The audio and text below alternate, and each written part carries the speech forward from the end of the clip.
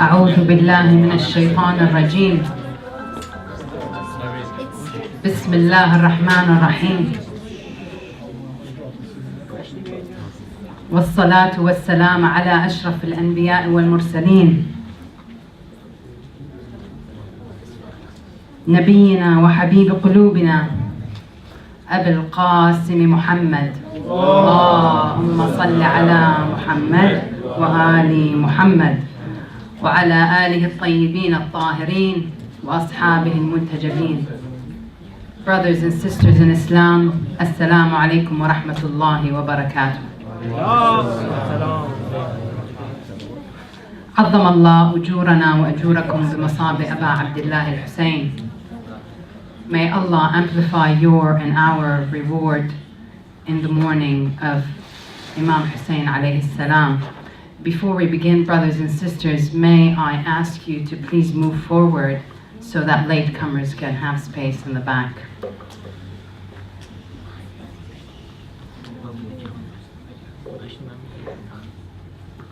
Thank you. From age to age, on virtue's age, shall live the deathless story. His loss remained the martyr's gain, his shame the martyr's glory. Till truth shall lie, the honor die, the time itself be hoary. Arise, Hussein, arise, chief of the prophet's seed. Fling broad thy banner of the skies, and come with utmost speed. Or ere the throne of the all-wise, usurped by the foul Yazid. He's donned his armored bright, his father's sword grit on, the sword of Ali as the might of the destroyer's own, and he is off ere morning light, across the desert wide and lone. Now Kufa, keep thy word, to the good cause be true. Yazid has sent a giant horde to march thy province through. The hirelings of his father's horde, who grace or mercy never knew, they bore his godlike head aloof, his mouth struck with their whips. O mouth, that I have seen so oft, a teem with angel quips, in baby kisses warm and soft, pressed to the prophet's lips. O body, trampled, foul, disdained, which charmed the gazer's eye. The blood from, thy veins that drained, was heaven's electuary. No horse's hooves were ever stained in so divine a dye. O barren plain of Karbala, with herb nor yet with sod, be cloud eternally, for they're overwhelmed, downtrod. The holy son of Fatima gave up his soul to God. Brother Ali al-Idami will start us off with a recitation of the Holy Quran. Let us welcome him with a loud salawat ala Muhammad wa ali Muhammad. Allahumma salli ala Muhammad wa ali Muhammad.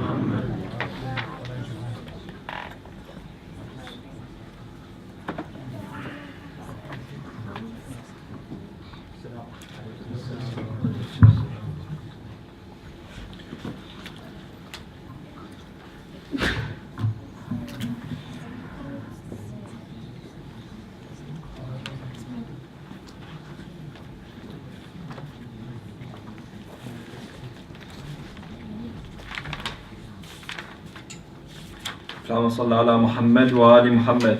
اللهم صل على محمد وآل محمد.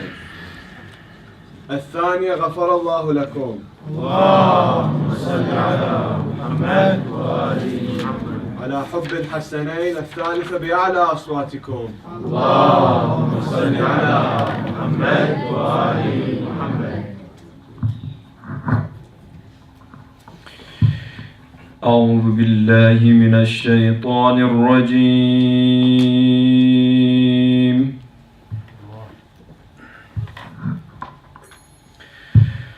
بسم الله الرحمن الرحيم.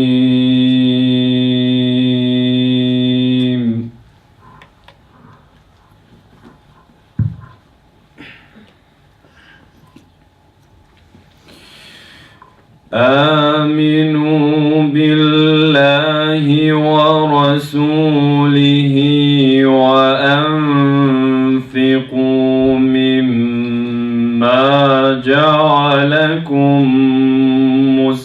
مستخلفين فيه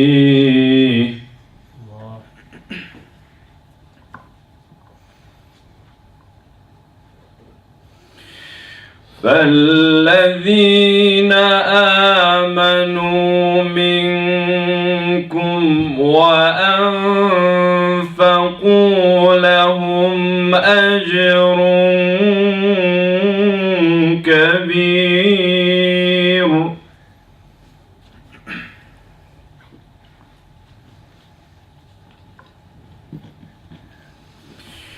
وما لكم لا تؤمنون بالله والرسول يدعوكم لتؤمنوا بربكم وقد أخذ ميثاقكم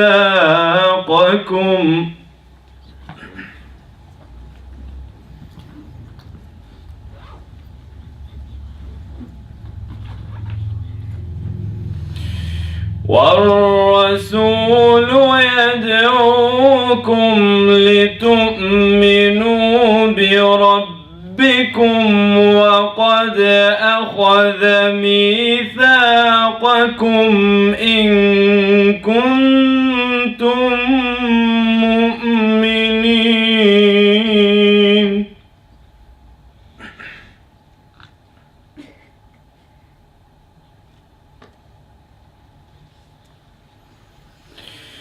هو الذي ينزل على عبده آيات بينات ليخرجكم من الظلمات إلى النور.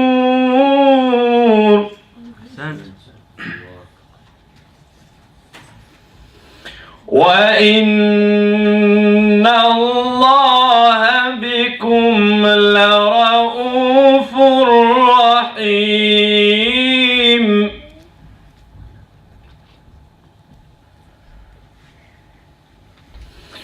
وما لكم ألا تنفقوا في سبيل الله ولله ميراث السماوات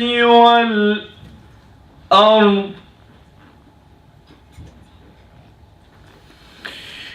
لا يستوي منكم من أنفق من قبل الفتح وقاتل أولئك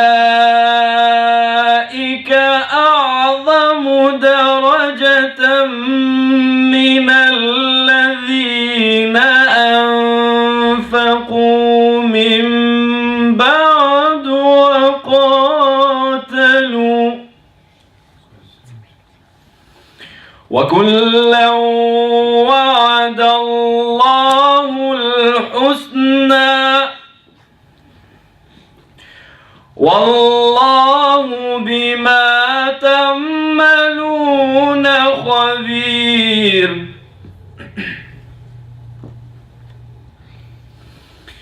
من ذا الذي يقرض الله قرضا حسنا فيضاعفه له وله أجر كريم.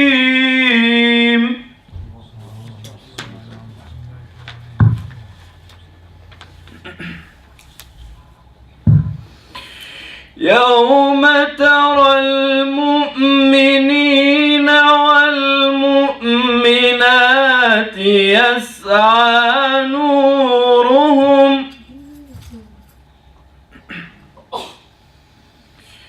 بين أيديهم وبأيمانهم بشراكم اليوم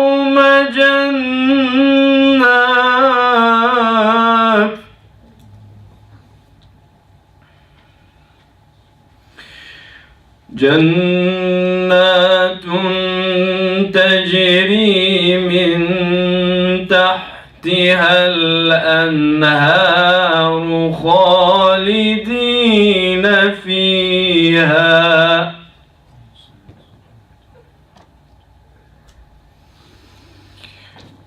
ذلك هو الفوز العظيم.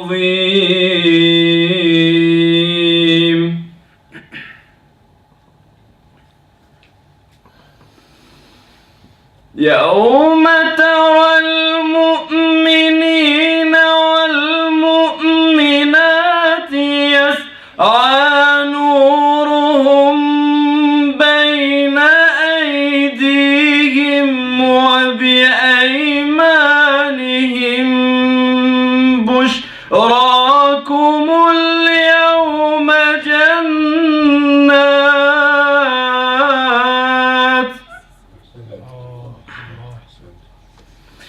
جنات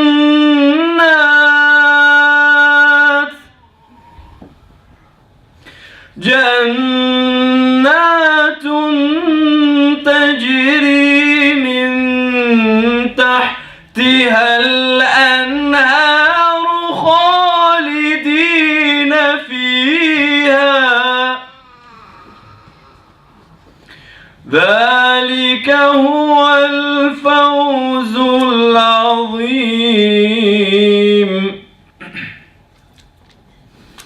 جنات تجري من تحتها الأنهار خالدين فيها ذلك هو الفوز العظيم. صدق الله العلي العظيم. إلى أرواح المؤمنين والمؤمنات والمحسنين والمحسنات والشهداء والعلماء وكل من ليس له من ذاكر أفلح من صلى على محمد وآل محمد وقرأ سورة الفاتحة. اللهم صل على محمد وآل محمد.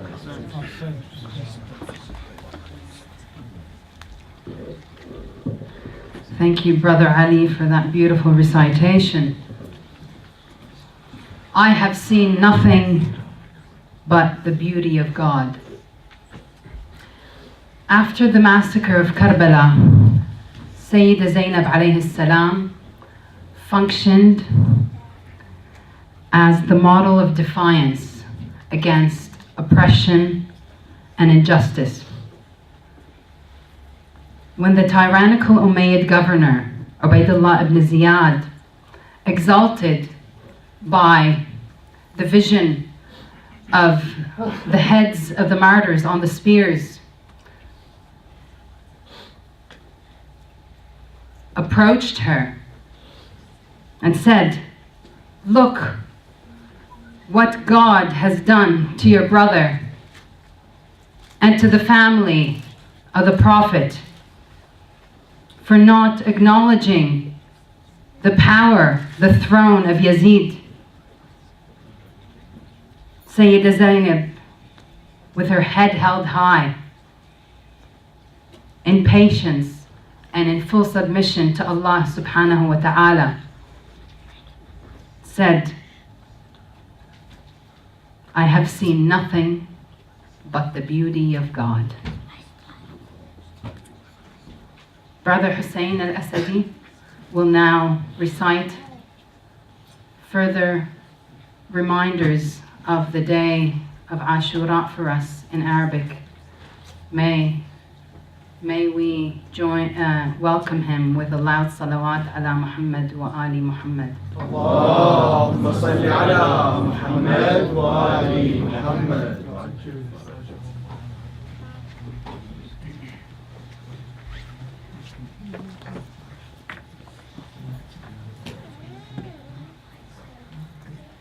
ثانيا غفر الله لكم.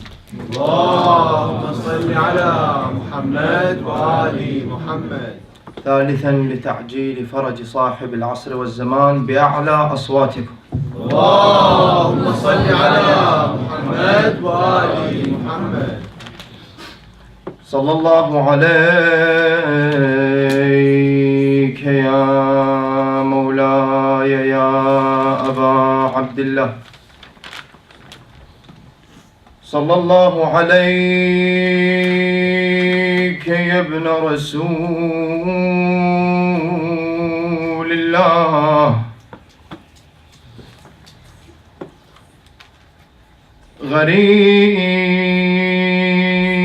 غريب يا مظلوم كربلاء، يا رحمة الله الواسعة ويا باب نجاة الأمة، روحي وأرواح العالمين لك الفداء، وقل الفداء سيدي يا مسلوب العمامة والرداء.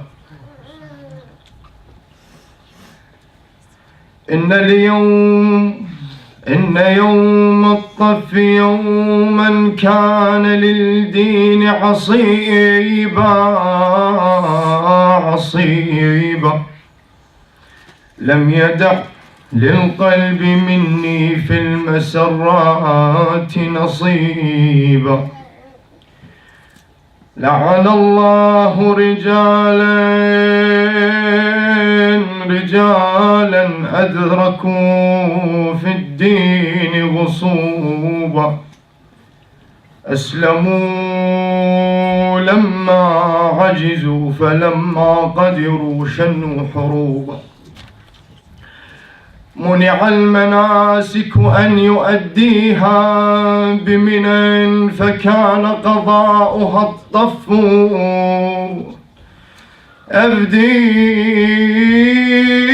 أفديه مستلما بجبهته حجرا، إذا ما فاته الحجر خلص طواف حسين، هو ادعي الحجاج بالحج. وين وياي؟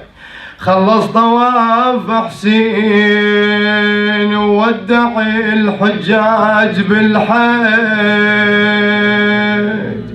واسند للكعبة وحل حرام والحسين، كبر ولبى وصاح يا ربي تراني ما بين حجاجك ولا واحد حماني. نعم، قلنا أن الإمام الحسين عليه السلام لما خرج من المدينة توجه إلى مكة وظل فيها ما يقارب 4 أشهر، بعض الروايات تقول أكثر، بعض تقول أقل، لكن هي هذه الفترة 4 أشهر، حتى بدأ الحجاج يفدون إلى بيت الله الحرام. نوى الحسين عليه السلام عمرة مفردة وطاف في بيت الله الحرام، لكن أتته الأخبار أن يزيد بن معاوية لعنة الله عليه كان يخطط لاغتياله، وهي كانت الفرصة السانحة، يعني بين الحجيج وكثرة الناس يدسون السم يطعنونه طعنة فلا يعلم من قتله.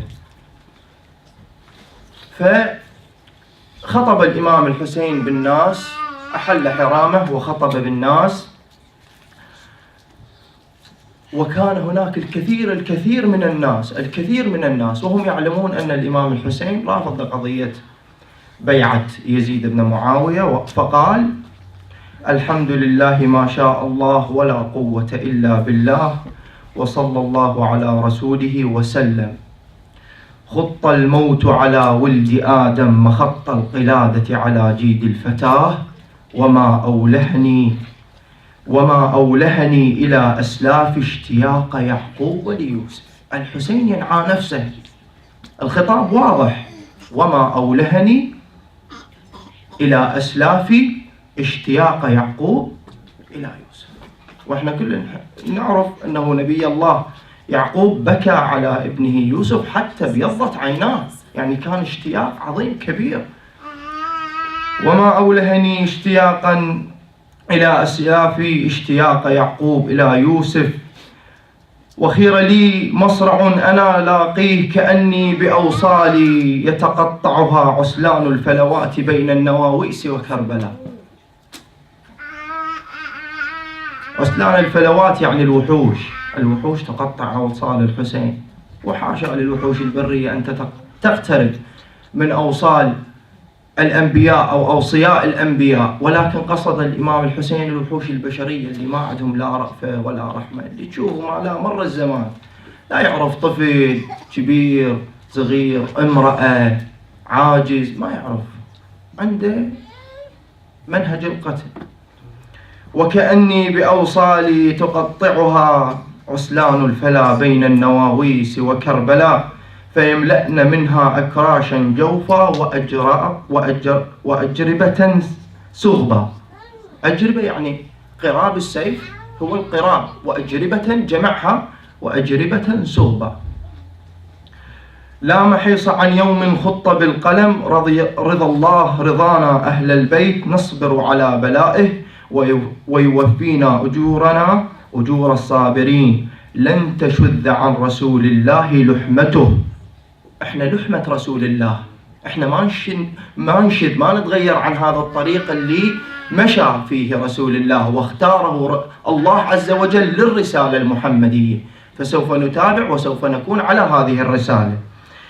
ولن تشذ عن رسول الله لحمته، وهي مجموعة له في حظيرة القدس، تقر به عينه وتنجز له وعده. من كان فينا باذلا مهجته، اللي يريد يضحي ويانا، من كان فينا باذلا مهجته موطنا على لقاء الله نفسه، فليرحل معنا فإني راحل مصبحا إن شاء الله تعالى. هذا هو خطاب الإمام الحسين، وأنا ما أريد أطيل عليك هواي الليلة خليها تكون ليلة بكاء، ليلة وداع للإمام الحسين، خروجه من مكة المكرمة. الإخوان اللي رايحين للحج لابد شايفين أنه عندما يكون معك نساء في الحج، الرجال يحجون ويطوفون بيت الله الحرام، من ثم يحلون إحرامهم ويعودون إلى من معهم من نساء، ويشكلون طوقة بينهم وبين الحجيج لكي تطوف تلك النسوة براحتهم، يعني ما يتضايقن، ما حد يضايقهن، تدافع، تعرف الحج ازدحام، وهذه شيء من الغيارة. فأخذ الإمام الحسين زينب وكان معه العباس والأقمار من بني هاشم لكي يطوفوا زينب والهاشميات بنات فاطمة الفاطميات. نعم، قبل لا يشيل من مكة ضعن الدين والقرآن، أبو السجاد بالكعبة، أبو السجاد بالكعبة قام يطوف النسوان. زينب بالعفاف الطوف بين اخوتها على الرجال، ابو السجاد باليمنى وابو فاضل على الشمال، وبخدها الشريف يشوف مذروف على الدلال. ابو اليمة المحزينة وعرف علة الاحزان، لمحطوف بالكعبة وعلى خدها الدمع نثار، ويزيد النوح من زينب إذا شافت فطر الجدار. الرايحين للحج اخوتي شايفين فطر الإمام علي، هذه زينب هسه جاي تطوف وجاي تشوف فطر الإمام، تذكرت أبيها، تذكرت علي بن أبي طالب، عرفها حسين، تتذكر أبوها حيدر الكرار، وتذكر مسجد الكوفة وضربت زلزلة الأكوان. قام حسين واستبدل ذكر الأدعية المعروف، واخذ يقرأ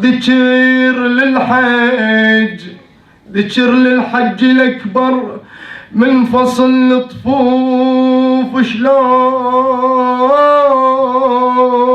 العيلة وسط أجساد مرضوضة غصب الطوف، شلون الشمر يضربها وبصوته زجر وسنان.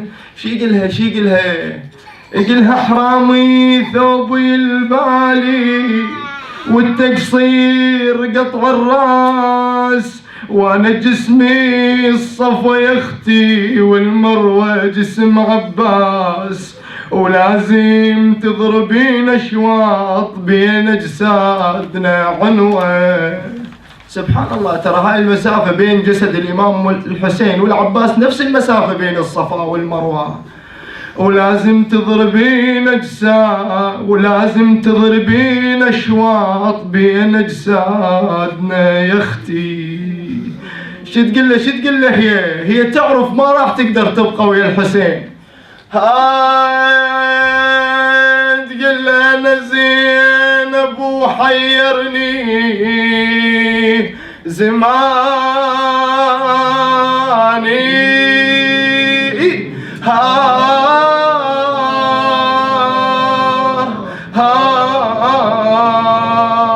والله ذاب القلب وانخطفت هلواني.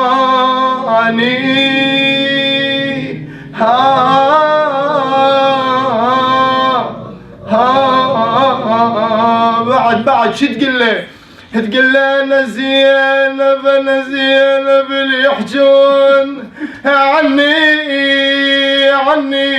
خويا سليت المصايب ما سلني. وصيني يا ابا عبد الله، شو توصيني؟ يقولها وصيك بعيالي خيرا، وصيكي بالاطفال اختاه، لا تشقي علي جيبا، لا تخدشي علي خدا. انا زينب اللي يحجون عني، وانه يا زينب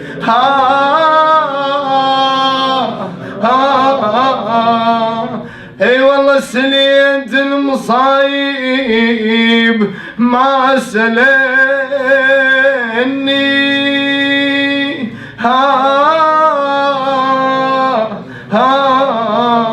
خويا صار البكي والنوح فني، أنا صار البكي والنوح فيني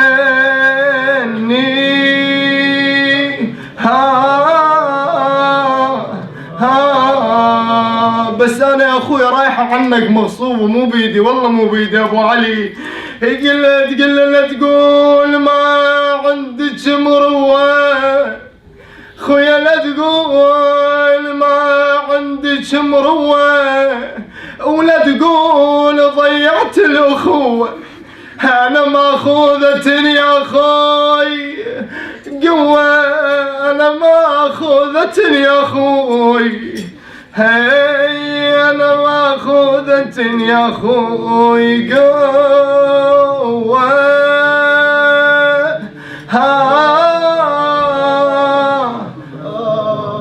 نذرا علي إن عادوا وإن رجعوا. وين شي يجيبهم يا زينب؟ نذرا علي إن عادوا وإن رجعوا، لأزرعن طريق الطف ريحانة. يا الله يا الله بالحسين الوجيه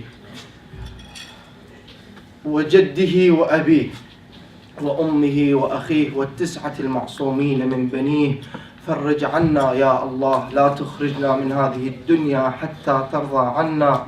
اجعلنا من جند القائم بأمرك. إلهي اقضي حوائجنا، شافي مرضانا، يسر أمورنا. إلهي اهدنا لما تحب وترضى. من كان طالب حاجة في مجلسنا هذا، أخوان لا تنسون عندنا أخوان مرضى يسألونكم الدعاء، أخوانكم بالعراق المجاهدين، اللهم انصرهم، اجدد من أزرهم. اللهم نقرأ الآية الشريفة للنصر.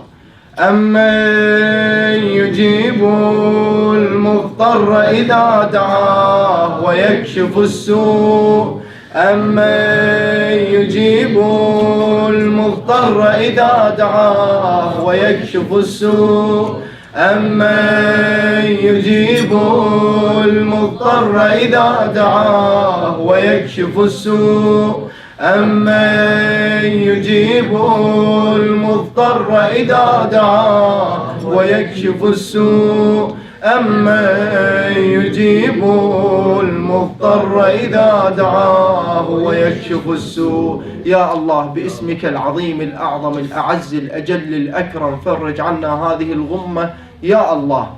وإلى أرواح المؤمنين والمؤمنات، شيعة أمير المؤمنين الحاضرين في كل بقاع الدنيا، الحاضرين مجالس الحسين، إلهي تقبل أعمالهم، اللهم وفقهم لما تحب وترضى. وإحنا نوعدك يا إلهي بشرف الحسين إن شاء الله هذا مجلسنا ما ينقطع، ونخلي دموعنا ساكبة على ابن الزهراء. وإلى أرواح المؤمنين والمؤمنات نهدي جميعا ثواب سورة الفاتحة، تسبقها الصلاة على محمد وآل محمد. اللهم صل على محمد وآل محمد.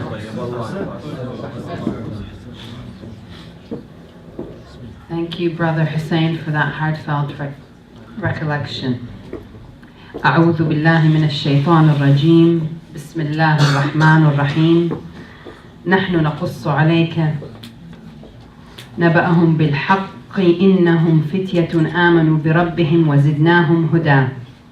صدق الله العلي العظيم. It is we who relate to you their story in truth. Indeed, they were youths who believed in their Lord, and we increased them in guidance.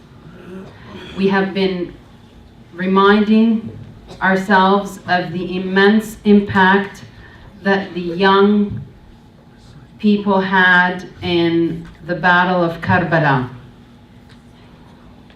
Up next, another of our young leaders, Brother Dawood Webb, will share with us the impact of Imam Hussein's story on his life. Let us welcome him with a loud salawat ala Muhammad wa ali Muhammad. اللهم صل على محمد وآل محمد.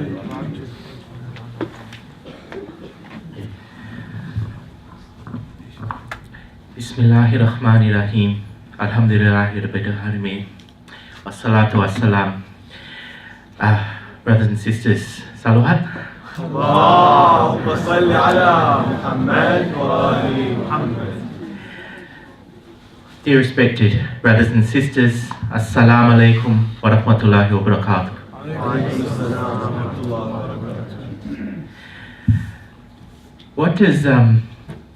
What does Imam Hussein alayhi salam mean to me? Somebody who's really new to Islam, who grew up in a capitalist Western society. Well, I think we have a lot to be thankful for, not least of which is that Imam Hussein alayhi salam means that I am not a donkey, and neither are you or any of you. And before you get upset with me for suggesting that might need any clarification at all, what I mean is we are not driven by the carrot and the stick in all that we do. Greed is good.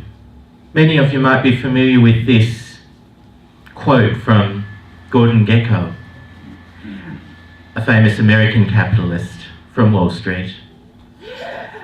And what he meant was that greed is the basis for our system of government, for our system of commerce, for what makes the lives of people in the Western world work. And greed can be predicted and relied upon. People who are going to sell a product, if they have enough money and enough resources, can quantify greed, and they can predict exactly what the result is going to be. And those who have power use greed to manipulate us and to deceive us. Well, the dictator in another time, the person who had power, Yazid, may Allah curse him, he used another form of self-interest. Apart from spreading rumour, fitna, malicious gossip, he also used threats of violence, the memory of past violence. And this was very, very effective because, as well as greed, another form of self-interest is self-preservation, wanting to avoid harm coming to ourselves. And that, combined with deception, is a very, very powerful thing. And the only weapon against that, and the only weapon against all forms of deception, is truth. Now, you may ask why Imam Hussein alayhi salam, knowing that he would face death,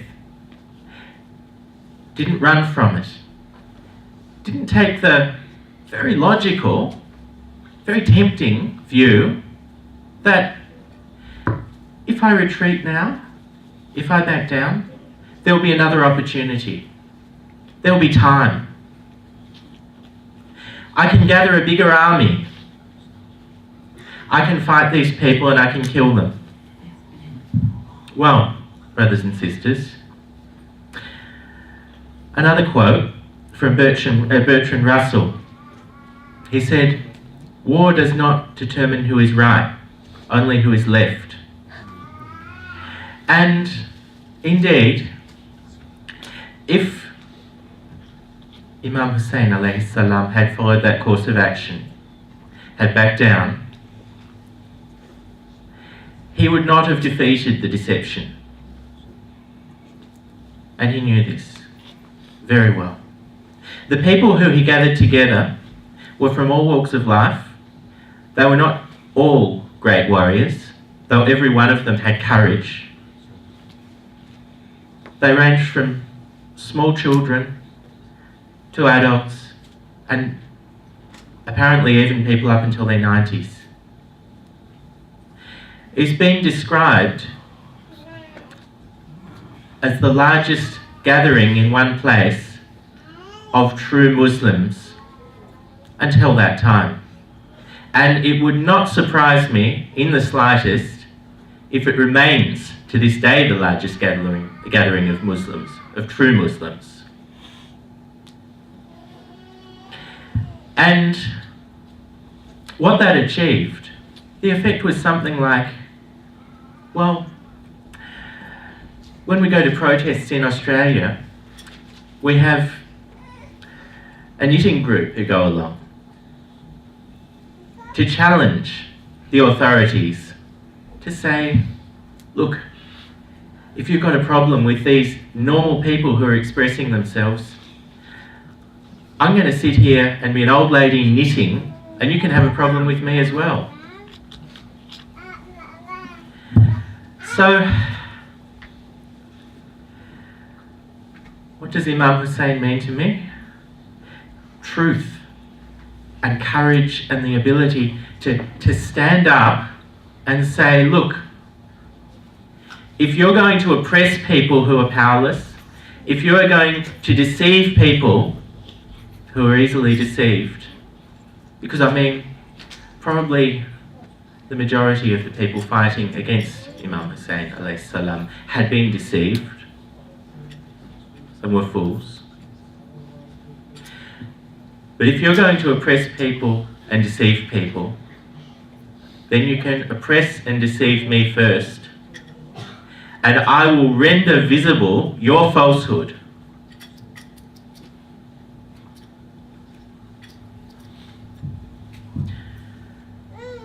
Thank you very much. Salawat. اللهم صل على محمد وآل محمد. We will have a short 5-minute break. Please remain seated. Perhaps just move forward so that those seated in the back can have more space, and the refreshments will come to you. So 5 minutes and we will reconvene. Sallu ala Muhammad wa ali Muhammad. اللهم صل على محمد وآل محمد.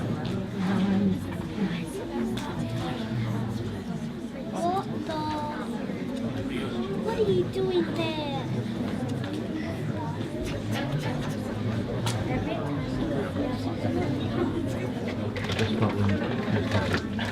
What are you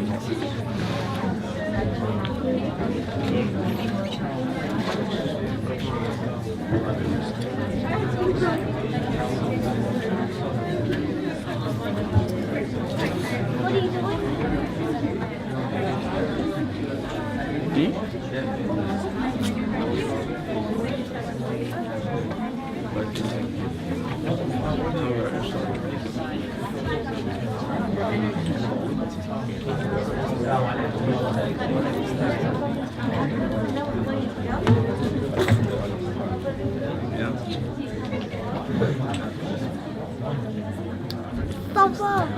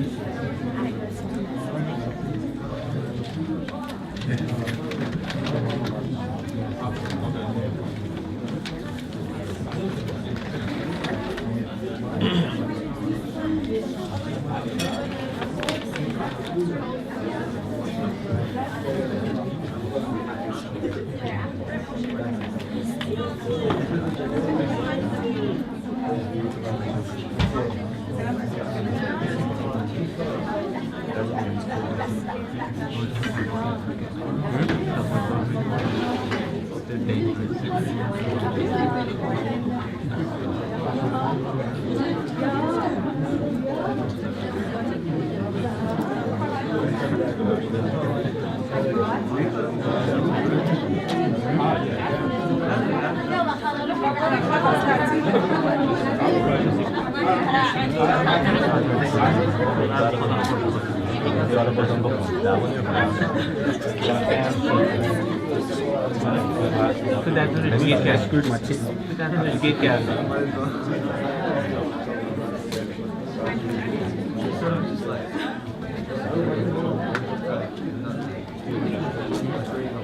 I run out, can you please? Only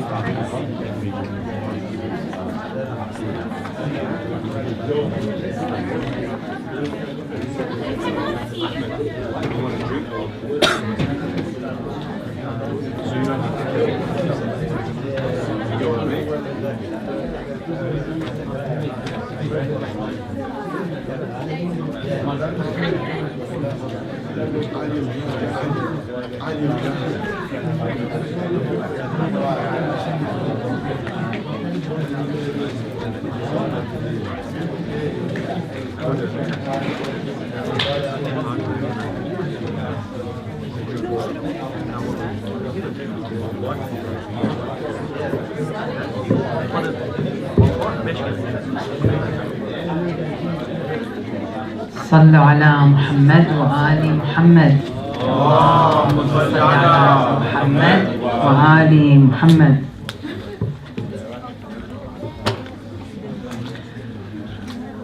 On Tuesday night, inshallah, we will be joined by our beloved Hijjia Sabah Hakim, who will be delving deeper in the topic of our beloved, courageous, powerful Sayyida Zainab alayhi salam. Today, however, I just wish to share this poem with you. My heart, enter the land of misery, an ocean deep in shattered dreams, a palace built between the fragments of a weathered soul, with gates left open by broken smiles, smiles of those who once and still occupy my memory. I have been blessed with two melting eyes to witness the glory of his earth, and I have looked upon often to take in the celestial wonders of the skies. But I've not seen an eclipse like the one raised upon the spears.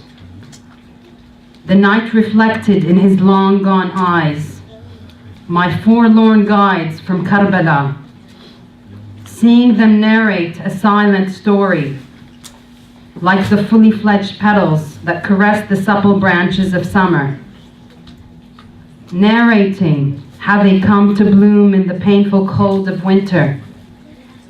In the end, that beautiful flower will be plucked petal by petal, but the scent will be crushed into the air and pollen spread into the world. A world that will become his garden.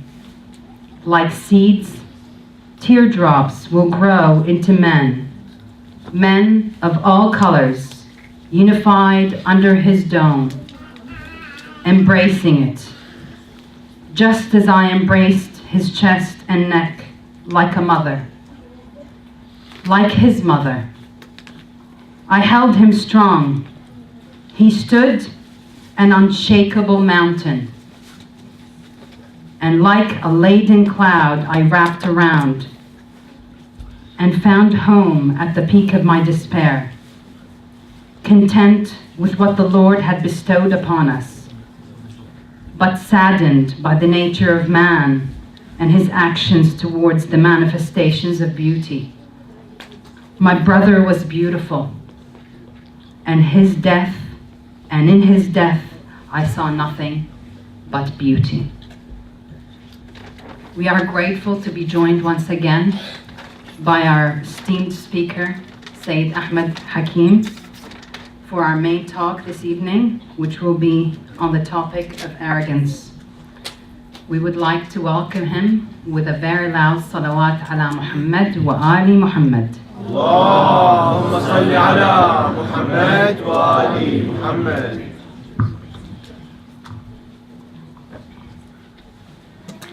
أعوذ بالله من الشيطان اللعين الرجيم. بسم الله الرحمن الرحيم. الحمد والثناء لله رب العالمين، ثم الصلاة والسلام على سيدنا وعظيمنا وحبيب قلوبنا وشفيع نفوسنا أبي القاسم المصطفى محمد. اللهم صل على محمد وآل محمد. وعلى أهل بيته الطيبين الطاهرين المعصومين المكرمين، ولعنة الله على أعدائهم أجمعين إلى قيام يوم الدين، آمين. أما بعد، قال الله في كتابه الكريم بعد أن أقول أعوذ بالله من الشيطان الرجيم: وإذا قلنا للملائكة اسجدوا لآدم فسجدوا إلا إبليس أبى واستكبر وكان من الكافرين. صدق الله العلي العظيم.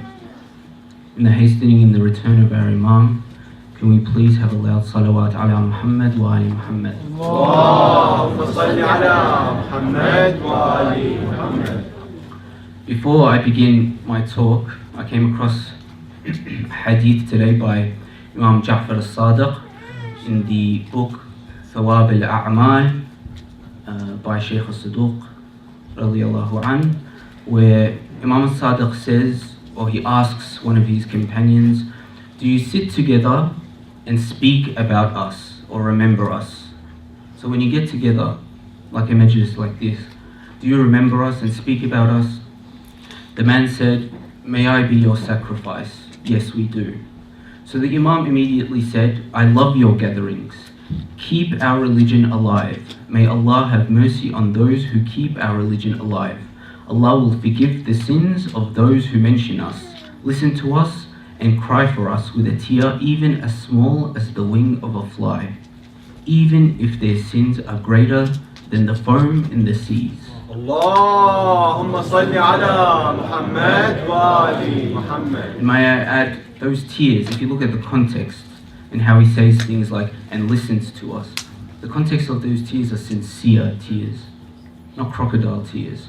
Tears that will drive you to remember your sins, to seek forgiveness from Allah for those sins, and to seek the mercy and forgiveness of Allah of those sins, and in the future have hope that He showers blessings upon you. Now the ayah that I mentioned at the beginning, the translation of it is, and mention when we, meaning Allah, said to the angels, prostrate to Adam, or before Adam. So they prostrated, meaning all the angels prostrated, except for Iblis. He refused and was arrogant, and became of the disbelievers. Now what's interesting here is probably, no one has more yaqeen or belief in the existence of Allah, in the might of Allah, than Iblis. In this room, perhaps some of us, or many of us, have a little bit of doubt of the existence of Allah. We have not had a conversation with Him, for example, where we can talk to Him and He replies and we talk to Him back. Yes, we can have dua and salah, but not like the conversation Iblis had. And even if you look at some of the ayahs in the Quran, Iblis says, by your might or by your majesty, I will do such and such. Now Iblis actually didn't disbelieve in Allah. Although Allah subhanahu wa ta'ala says in this ayah, he became of the kafirin. And the translation usually is, he became of the disbelievers. Somebody asked Imam al-Askari alayhi salam, what came first?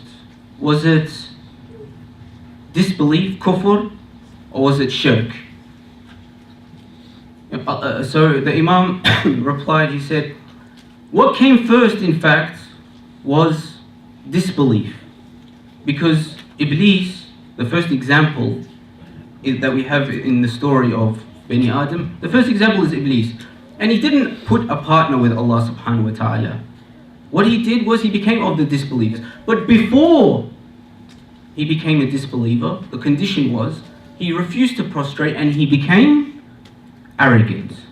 So the source of disbelief is arrogance. And in fact, there's another ayah in the Quran where Allah subhanahu wa ta'ala says, have you seen the one that takes his own self as his Lord?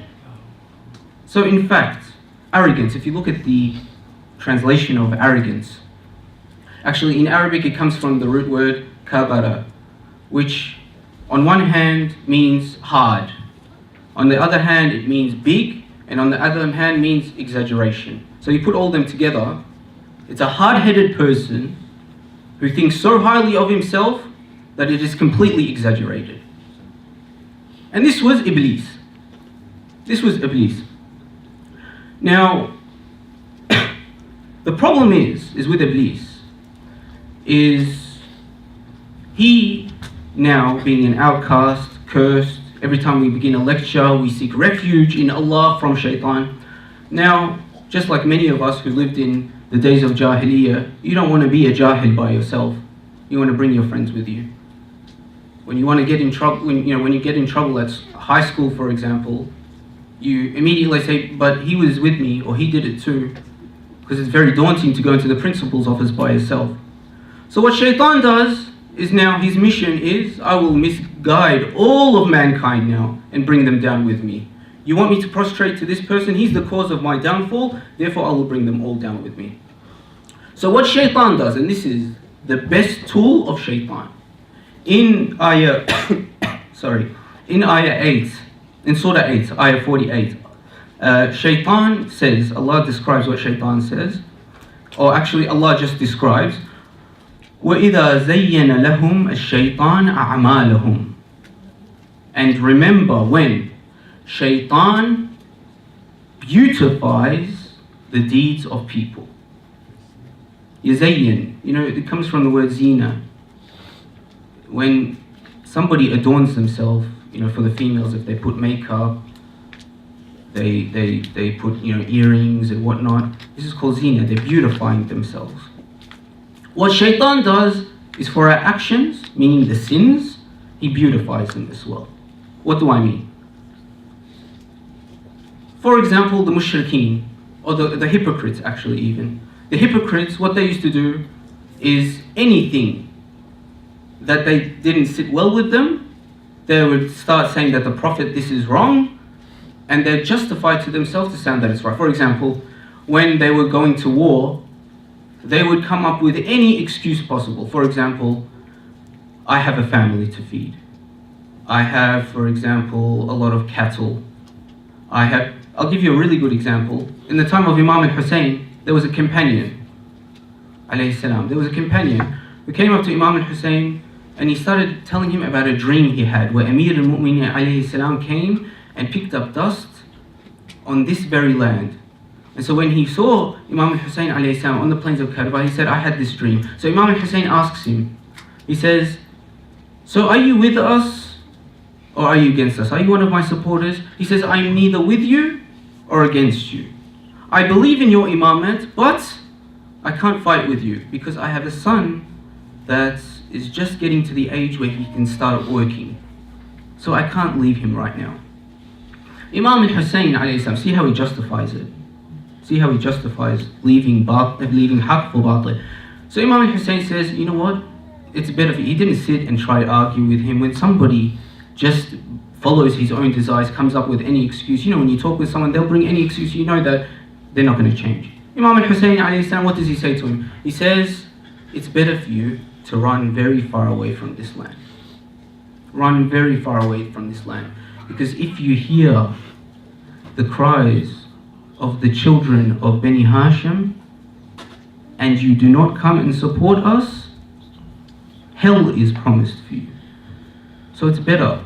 Even Imam al-Hussein, despite this, he doesn't want him to go to hell. He says, go away so you don't fall under this burden. So that man rode on his horse and rode away. Another, for example, in the time of the Prophet, when they did the Treaty of Hudaybiyah, where he signed an agreement with the polytheists, certain companions started doubting the prophethood of Nabi Muhammad sallallahu alaihi wasallam. اللهم صل على محمد وآله. He said, how can Rasulullah compromise with these mushrikeen? How can they do this? Forgetting the fact that Rasulullah does not act from his desires. This is all from Allah subhanahu wa ta'ala, and you submit fully to his decisions.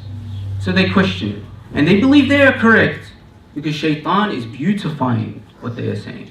In this world, let me give you more practical examples. One would be you're at university and you meet somebody and they are the opposite gender and they start asking you about Islam. Shaitan knows what he's doing here. Perfect. Attractive girl, handsome man, he's Muslim, she's not. What's the best way to get them talking? Oh, I'm interested in Islam. Teach me about it. Then one thing leads to the other. Shaitan is the third of the three, as the hadith says. And we know what the ending is. But throughout the whole way, what is the man saying to himself? But I'm doing this for the sake of Allah. If I leave her, if I don't teach her, she's going to be misguided. Not thinking of other suggestions like sending her to the sisters group, for example, to get them to help her. Or, I'll give you a story. There's a hadith where a man was one of the best worshippers in Bani Israel, one of the best of worshippers.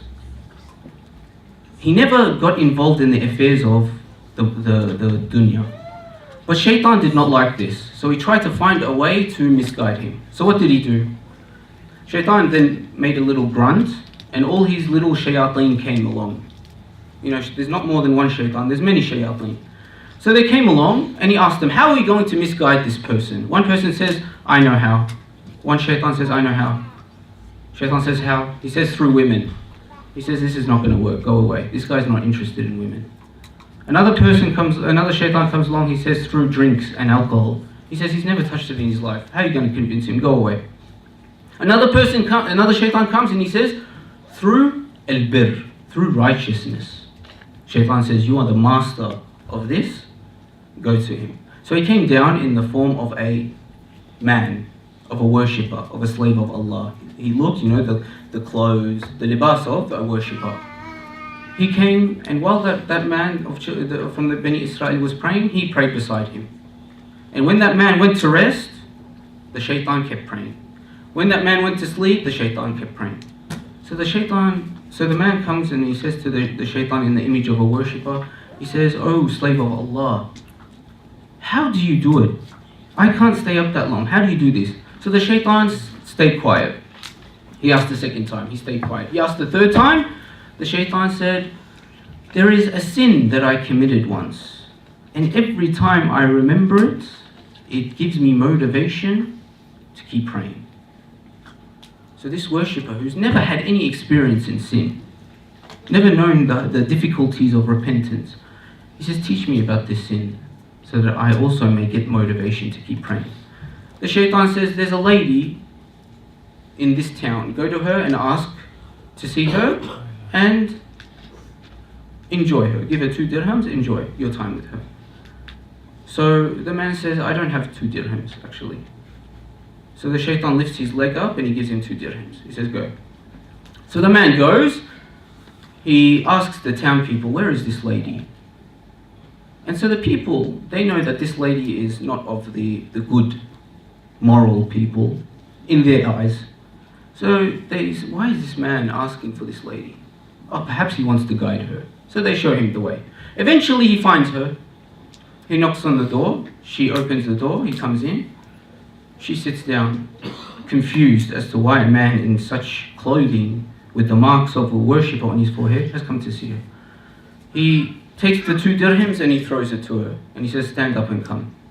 She said, never in my life has anyone come to me dressed like you with the mark of a worshipper on your forehead. What's your story? So he explained the story with honesty about the other worshipper that had told him this advice to become closer to Allah subhanahu wa ta'ala. So then she said to him, let me give you a piece of advice. Avoiding sin is much easier than repenting from it. For those of you who perhaps have this one thing in your life, perhaps in the past, perhaps it's still now, this sin, and the worst of sins are the ones that are addictions. And there's many, brothers and sisters, there's many that are addictions. You know how hard it is to stop it. You may want to stop. It may be in your heart that you want to stop doing this sin, but it's very difficult to stop it.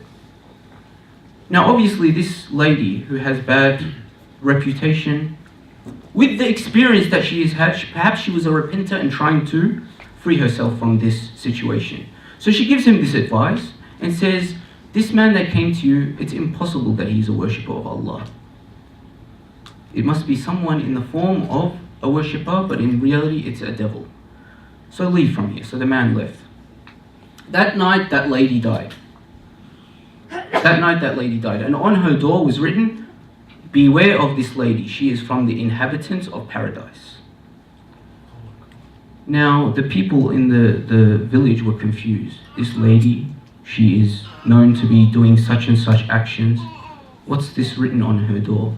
And they left her. No one prayed upon her.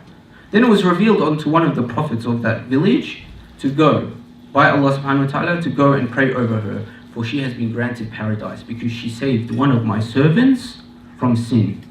And let me tell you, stopping someone from a sin is one of the best of deeds. You know the ayah in the Quran where it says, what does it say? It says, the one who saves a life, it's as if he saved the life of all of humanity. And the one that kills a person is as if he's killed all of humanity. The ta'weel, the deeper meaning of this ayah, the apparent we understand, but the deeper meaning, Imam al-Sadiq alayhi salam, he says, the deeper meaning means if you guide someone to truth, it's as if you've guided all of mankind. And if you misguide somebody, it's as if you've misguided all of mankind. So this lady had saved the believer from committing a sin. And Allah subhanahu wa ta'ala, through the Imam alayhi salam, tells us that even the heart of a believer is more sacred than the Kaaba. So, this lady then saved the life, she passed away, a prophet went and prayed over her, and this is the end of the story. The point of it is this man did not have experience with sin. He did not understand how hard it is to repent. But shaitan tricked him into thinking sinning was going to get him closer to Allah. But we know that sin burns your good deeds like fire burns wood. It will not get you closer to Allah. And don't fool yourself into doing this. You know, sometimes we trick ourselves and we say, perhaps if I listen to this song, you know, it's not a big sin. We think it's not a big sin. It's not going to push me away from Allah. Come on, don't be silly. But in reality, all these things come together. Don't think about the sin. Think about who you're disobeying. Sallu ala Muhammad wa ali Muhammad. اللهم صل على محمد وآل محمد. How much time do I have left, Auntie Sama? 10 minutes, okay. I'll just speed it up a little bit. He said 8. Huh? 8? Okay, so 2 minutes less. I'll be a bit quicker because I kind of dragged on more than I thought I would, but there's many stories about us being fooled into sinning. A story is, for example, of Bahlul. Bahlul once went to one of the administrators of Bani Abbas. They were building a masjid and they were deciding what to put on the front of the masjid, you know, a big sign. So the person who was building it, the caliph, he was thinking of putting his name. So he put his name, he inscribed his name, engraved his name. That night Bahlul came along and crossed his name and put Bahlul, right? They woke up and they're like in hysteria. They called Bahlul, they're like, what are you doing? What have you done? You put your name here. Apology accepted. 12 minutes I've got, guys. اللهم صل على محمد وآل محمد. Now I've lost my concentration. Okay, Bahlul. Bahlul, something about Islam. So Bahlul was put his name there. They woke up in the morning, they called Bahlul. So what happened then was, they said, Bahlul, what are you doing? Why are you doing this? Behlul goes, what's the problem? I don't see any problem with it.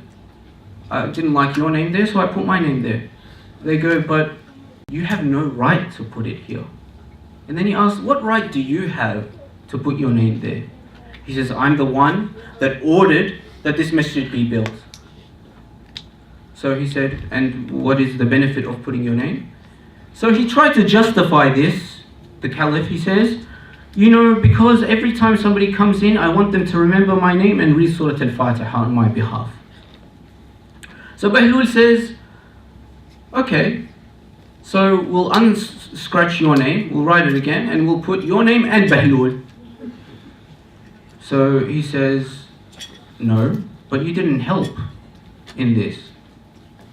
He said, so let me ask you again, is it for the sake of knowing who built this, or for the sake of gaining reward from some believers? He said, no, this is for the sake of Allah, to gain reward from believers. So he said, what's the problem if you get reward and I get reward as well? He was so flabbergasted at the response of Behlul, that he said, okay Behlul, you win, I give up, what should we put on there? Behlul said, put an ayah of the Quran. You see how the shaitan fools us? And not until we contemplate and think about our actions, we realize what we are doing. If, for example, I decide, I've said this story before, I decided to build a shoe rack out here. Because at the moment we've got sisters up there, men down there, شوية خربطة, no offense, I'm just using this as an example. Right? In fact, I want it all in one place, and I'm going to be the administrator, we'll do it over here. You come, just like at Imam Rida alayhi salam, you give me your shoes, I give you a coin with a number on it. You come at the end of the day and I give you your thing. And I set it up in a particular way, and I do it in shoe size, from size 2, mashallah, we've got some young people here, size 2 probably is too big anyway for them, till size 16, like some of my brothers here. So then everyone loves the idea, and everyone tells me, oh mashallah, congratulations, and I'm like, alhamdulillah, for the sake of Allah, no, I didn't do anything, it's all by the strength and the inspiration of Allah. Then the second day, everyone starts telling me, you know, well done, but it's dying down a little bit. So I start, thinking with new ideas, trying to make, a bit more of a change, make it a bit better. But then people stop saying, congratulations, well done, you've done well. Then the next day, somebody comes along all of a sudden and he says, you know what, this is a great idea, but I think you should change it a bit. Instead of sizes, we should arrange it by colors. Now, I say to this person, look, you want to change what I came up with? You think you know better than me? I've been running this shoe shop for 3 nights. You have no experience. Now you want to tell me how to run this? And in fact, the other elders in the community come and tell me, you know what, it might actually be a good idea. Colors sound a bit better. Then I start getting a bit offended, isn't it? And I start telling you, you know what, stuff you. I'm going to do it my way, whether you like it or not. Eventually the elders kick me out, and I come every night until the 10th night, and I make a fuss, bit of mischief. I come and swap the shoes around and whatnot. The final night I say, you know what, next Muharam, I'm going to be at the other center. People say, okay, so what? Now, at this point, I have lost all the reward that I initially had done. Why? Because if it was sincerely for the sake of Allah and somebody comes with advice, is the way that I react going to be like that? If the system indeed is better, am I going to start and try ruining it for other people? No. This is not the actions of someone who is humble, but the actions of someone who has kibr, of pride. Even shaitan, la'natullah alayh, thought that he was doing the right thing. Me, prostrate to Adam, I only prostrate to Allah. Sounds beautiful, doesn't it? Not knowing who was asking him to prostrate. So, there was a couple of other things that I want to say, but I'll finish off with one story, then the musibah. One person who is the epitome of arrogance was the enemy of Rasulullah sallallahu alayhi wa sallam, Abu Jahl, la'natullah alayh. One person, the person who ended up killing him was Abdullah ibn Mas'ud. Abdullah ibn Mas'ud was a very short guy, very skinny guy, okay? Short people seems to be a theme at this Muharram. But this guy, very short, very skinny, He once was, the Rasulullah asked him to climb up a tree. He climbed up a tree to get something from him from up high. All the companions start laughing at him because he's so skinny and they can see his legs. We think, the companions would never do that around Rasulullah. But look at us, brothers and sisters. Do we really act much better when we see somebody who has some sort of disadvantage? We laugh till the cows come home. And I'm guilty of this as well. If people know me, they know I like a good laugh. May Allah forgive me. So Abdullah ibn Mas'ud started, did that. They were laughing. Rasulullah told them this is not the way to act. Anyway, the point is Abdullah ibn Mas'ud was a very short, skinny guy. In the battles, he says to Rasulullah, look, I'm short, I'm skinny, I can't really kill anyone. What do you want me to do? How can I service you in the best possible way? Rasulullah says, what I want you to do is sit in the back line. As the Muslims are killing the mushrikeen, there's going to be some people lying down, they're not dead yet. So go and finish them off, and you'll get your reward. So when Abu Jahl was in his final moments, two people had fought him and he was lying on the ground. Final moments. Abu Jahl gave Abdullah ibn Mas'ud a hard time during the lifetime of the Prophet. Abdullah ibn Mas'ud was a shepherd, a lowly job. He was a shepherd. And what Abu Jahl used to do is always mock him for being, short and stuff. And every time he climbed up a mountain, he'd be like, oh, this is a big hike for you. This one will take, how long does it take you to get up to that mountain? It takes me 2 steps, so on and so forth. Mockery. At this time, Abdullah ibn Mas'ud at the battle, he sees him on the floor, he comes to him. And he says to Abu Jahl, look at your ending now. Look at your ending now. And so he puts one foot on Abu Jahl. He puts one foot on Abu Jahl, ready to kill him. Now look at Abu Jahl. You know what he says? He says, oh shepherd, this is probably the highest mountain that you've had to climb. Look at the arrogance of Abu Jahl. And Abdullah ibn Mas'ud, he says, like this you want to die? I'm going to kill you. Look at how much disgrace is going to fall upon you. He says, the only disgrace is going to be that I was killed by a little shepherd. Go get someone else to kill me, please. Rasulullah said this guy was even worse than Fir'aun. At least when Fir'aun saw death, what did he say? Forgive me, I am a Muslim now. This guy even at death, la'natullah alayh. Look at the pride that he has. Unfortunately, I didn't get to go through everything, but one person who had great humility was Imam as-Sajjad alayhi salam. We don't really remember him too much. He was sick in the events of Karbala. He wanted to go and fight, but they did not let him. They needed the lineage. They needed the wilayah, the guardianship to continue. So they did not let Imam as-Sajjad go fight, despite his condition. And the humility of Imam as-Sajjad, when he was insulted once, after the killings, he was insulted during his time of Imam, he was insulted. And he remained silent. He didn't answer back, he didn't say anything. When that man went, he said to his companions, you see how he insulted me? I didn't say anything and I want to teach you guys something. So come with me. As he was going, he was saying the ayah of the Quran, Sallu ala Muhammad wa ali Muhammad. اللهم صل على محمد وآل محمد. الذين ينفقون في السراء والضراء والكاظمين الغيظ والعافين عن الناس والله يحب المحسنين. So he goes there, he reaches the house of that person, and that guy comes, he yells out, Ali ibn Hussein is here. So that guy comes out ready for a, duel. So what do you got for me? I know you're going to insult me even more than what I insulted you. Imam as-Sajjad says, if what you said about me is true, may Allah forgive me. But if it is lies, may Allah forgive you. So that man says, Wallah, nothing about you that I said is true, but it's true about me. And that guy became a Shia of Ali ibn Abi Talib. Now that guy deserved the curses of Allah upon him. But look at the way that Imam as-Sajjad responds. And on his deathbed, in his final days, Imam al-Baqir would come to him and he would hug him. He would hold him tight. And Imam as-Sajjad would start crying. And Imam al-Baqir says, why are you crying, O father? You are going to meet Rasulullah, you're going to meet Fatima al-Zahra, you're going to meet Ali ibn Abi Talib, you're going to meet Al-Hassan, you're going to meet Al-Hussein. So Imam al-Sajjad, he said, you don't know what I saw. You were young in the tents, we didn't let you come out. You now on my deathbed are hugging me. The poison was going through his body, Imam al-Sajjad. And his son was holding him tight. He says, you hug me. But on the plains of Karbala, do you know who was on the chest of Hussein ibn Ali? Do you know who was on the chest of Hussein ibn Ali? La'natullah alayhum.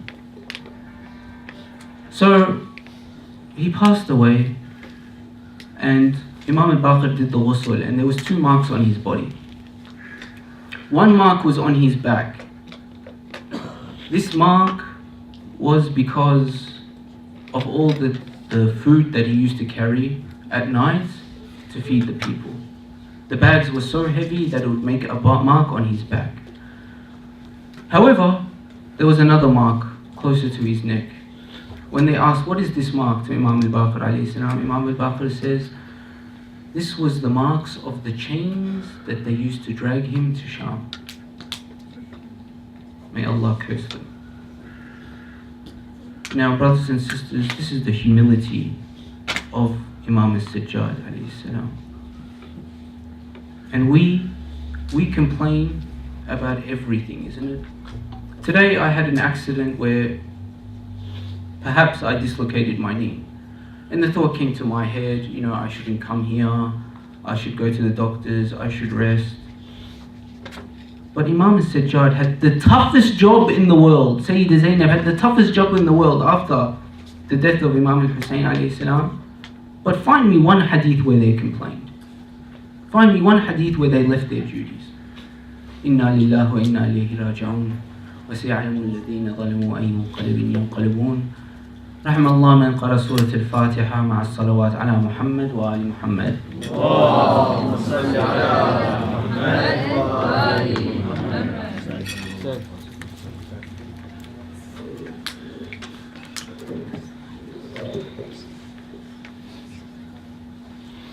Thank you, Sayyid Ahmed, for that powerful talk. May Allah always safeguard us from arrogance.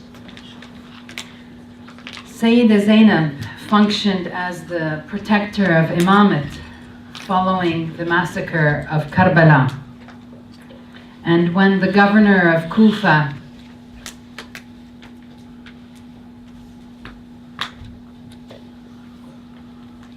sentenced Imam Zain al-Abidin alayhi salam to death,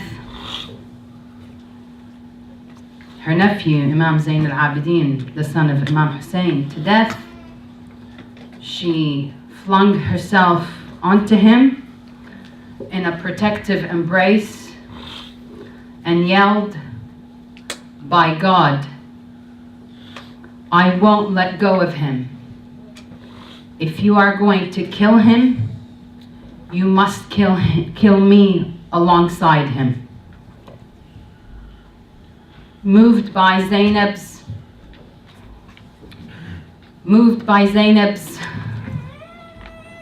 protective embrace and words,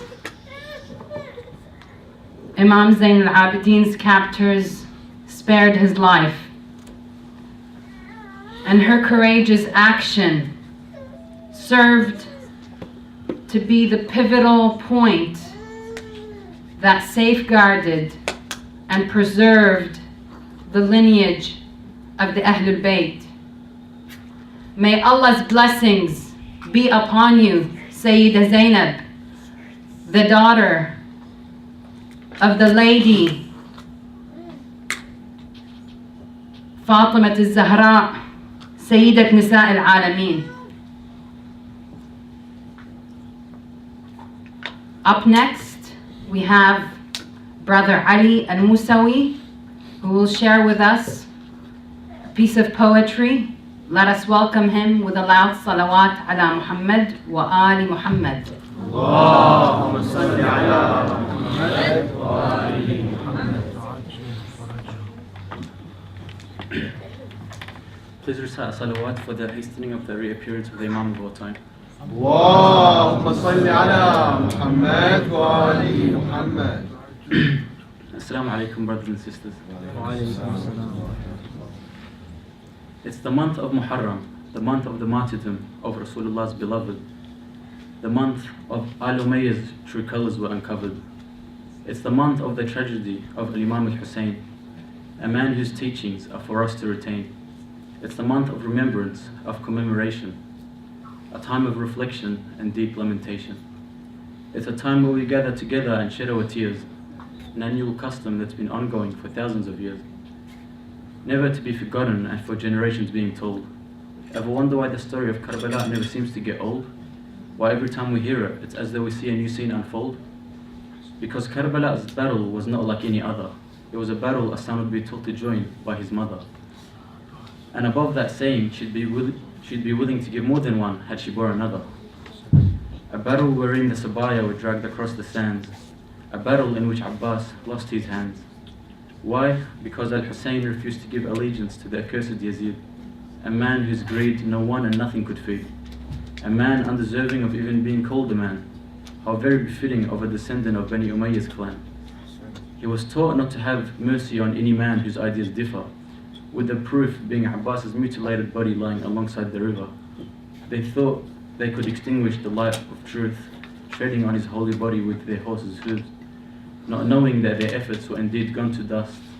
For Al-Hussein's Shia still stand till this day, proud and robust, because the message of Al-Hussein was truly sublime, a message not limited to a region, race, or time. We were taught that never should one condone or stand down to oppression, never should one immediately resort to aggression. Is it not our duty as Shia to give others the right impression? Al-Hussein taught us to be people of honor and nobility, to stand up in the face of the likes of Yazid, so full of ignorance and imbecility, to rise up to injustice, no matter the difference in number, to unite together and not remain asunder. For Al-Hussein protected the Prophet's message no matter the cost, and if it weren't for him, would undoubtedly be lost. So let us repay a tiny portion of this unpayable debt by not becoming to our desires a frail and obedient pet. Let us honor his struggles, his efforts and pain, by not allowing his sacrifice to be in vain, till our last breaths chanting, Labbayka ya Hussein, Labbayka ya Hussein, Salawat ala Muhammad wa alihi. اللهم صل على محمد وآل محمد.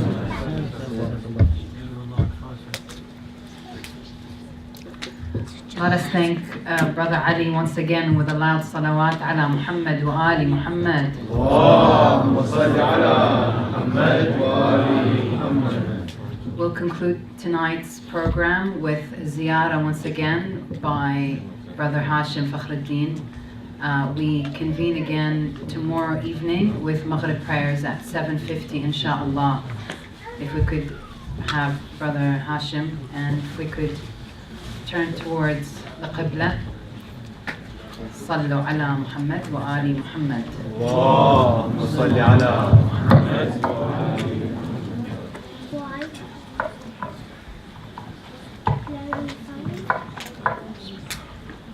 أزور سيدي ومولاي ومعتمدي ورجاي ذخري وذخيرتي أبا عبد الله الحسين عليه السلام.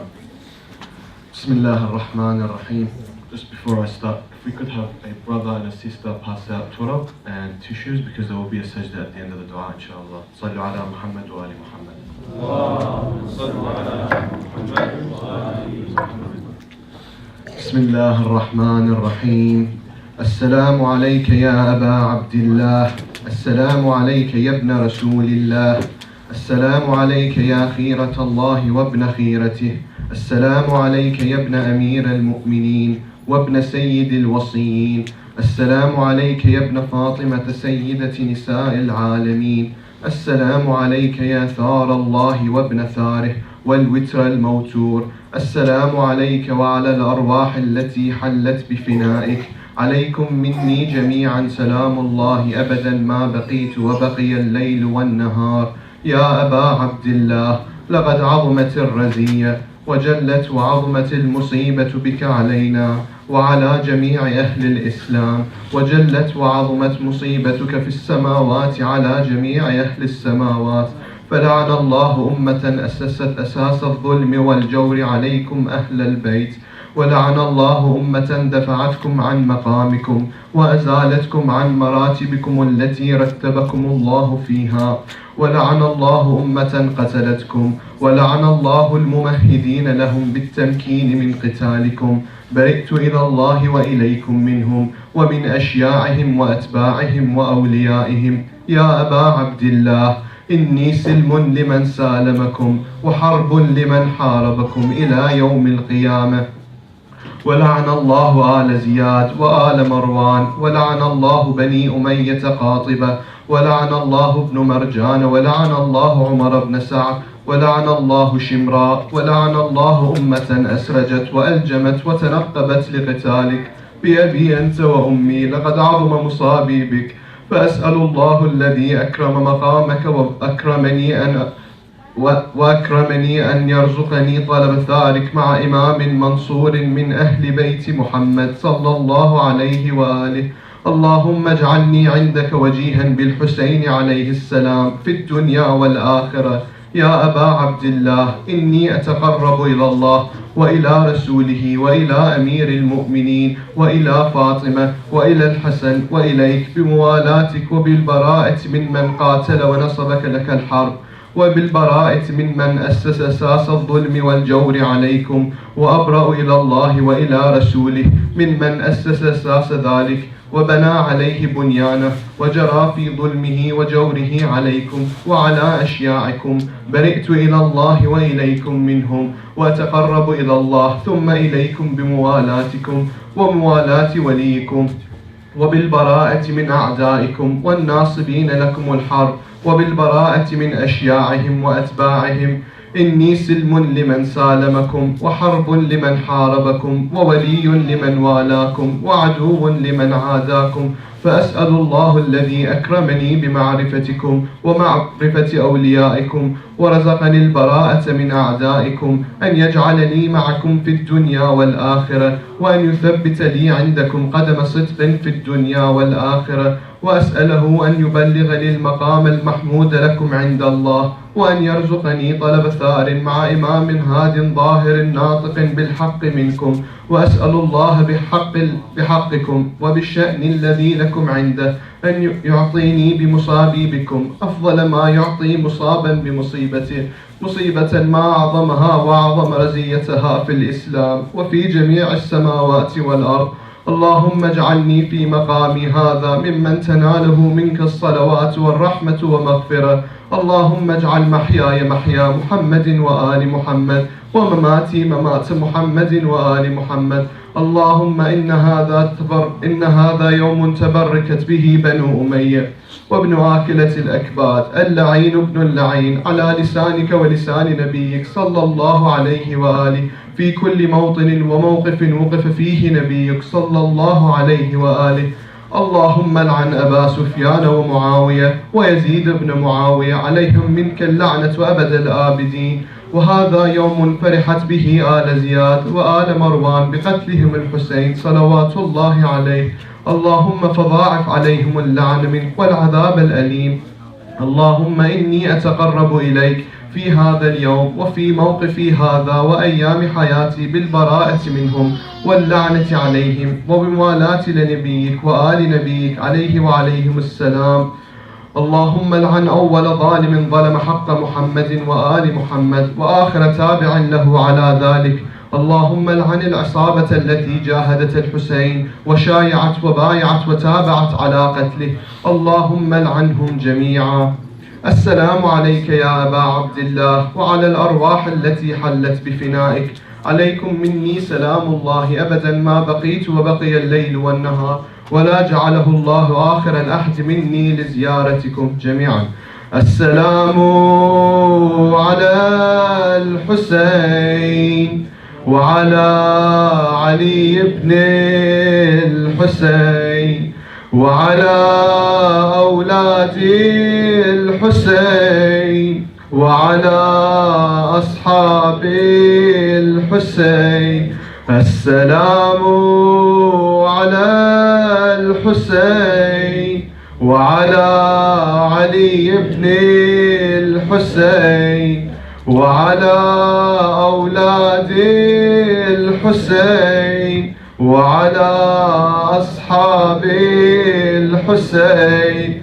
السلام على الحسين وعلى علي بن الحسين وعلى أولاد الحسين وعلى أصحاب الحسين. اللهم خص أنت أول ظالم باللعن مني، وابدأ به أولا، ثم العن الثاني والثالث والرابع. اللهم العن يزيد خامسا، والعن عبيد الله بن زياد وابن مرجان وعمر بن سعد وشمرا وآل أبي سفيان وآل زياد وآل مروان إلى يوم القيامة. سجود.